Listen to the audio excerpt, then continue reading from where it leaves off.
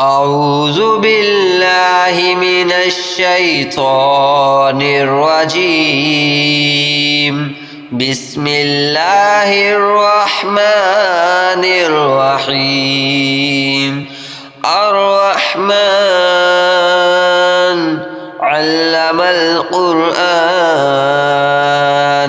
خلق الإنسان علمه البيان. الشمس والقمر بحسبان والنجم والشجر يسجدان والسماء رفعها ووضع الميزان ألا تطغوا في الميزان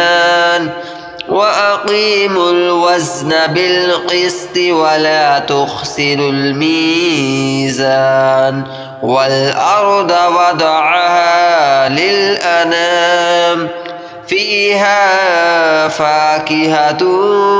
والنخل ذات الأكمام والحب ذو العصف والريحان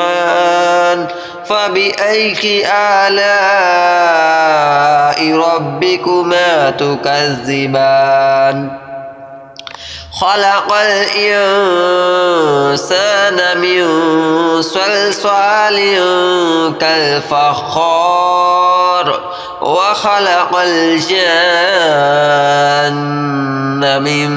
مارج من نار فبأي آلاء ربكما تكذبان رب المشرقين ورب المغربين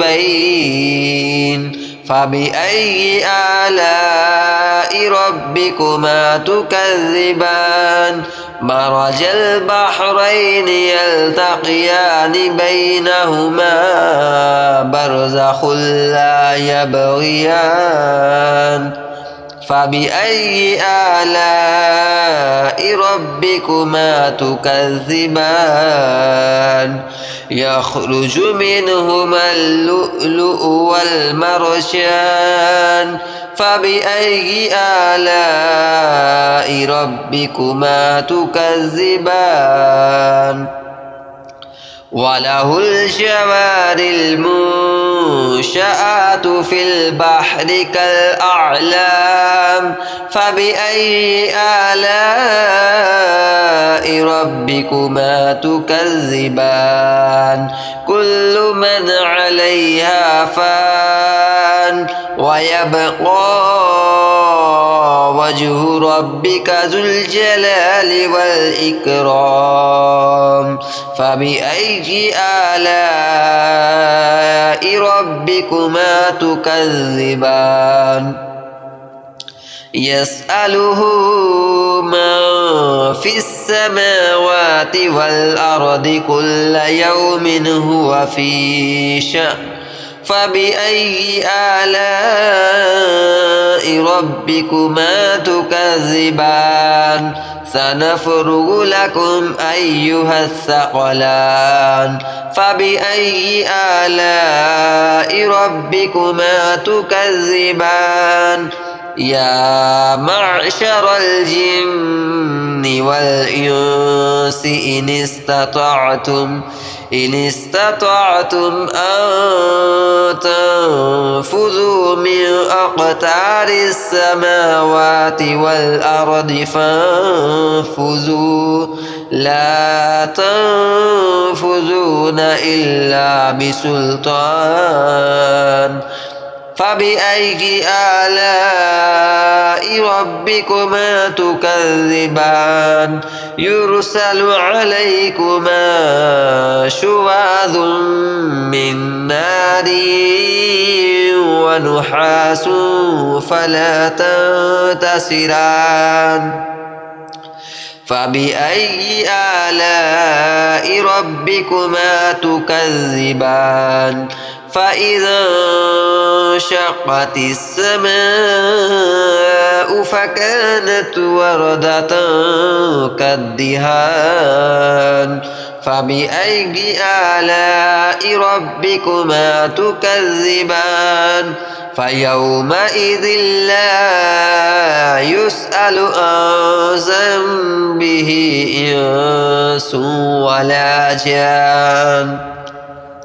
فبأي آلاء ربكما تكذبان يعرف المجرمون بسيماهم فيؤخذ بالنواصي والأقدام فبأي آلاء ربكما تكذبان هذه جهنم التي يكذب بها المجرمون يطوفون بينها وبين حميم عان فبأي آلاء ربكما تكذبان ولمن خاف مقام ربه جنتان فبأي آلاء ربكما تكذبان ذواتا أفنان فبأي آلاء ربكما تكذبان فيهما عينان تجريان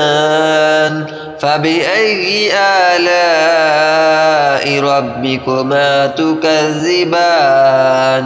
فيهما من كل فاكهة زوجان فبأي آلاء ربكما تكذبان متكئين على فرش بطائنها من استبرق وجنى الجنتين دان فبأي آلاء ربكما تكذبان فيهن قاصرات الطرف لم يطمثهن إنس قبلهم ولا جان فبأي آلاء ربكما تكذبان كأنهن الياقوت والمرجان فبأي آلاء ربكما تكذبان هل جزاء الإحسان إلا الإحسان فبأي آلاء ربكما تكذبان ومن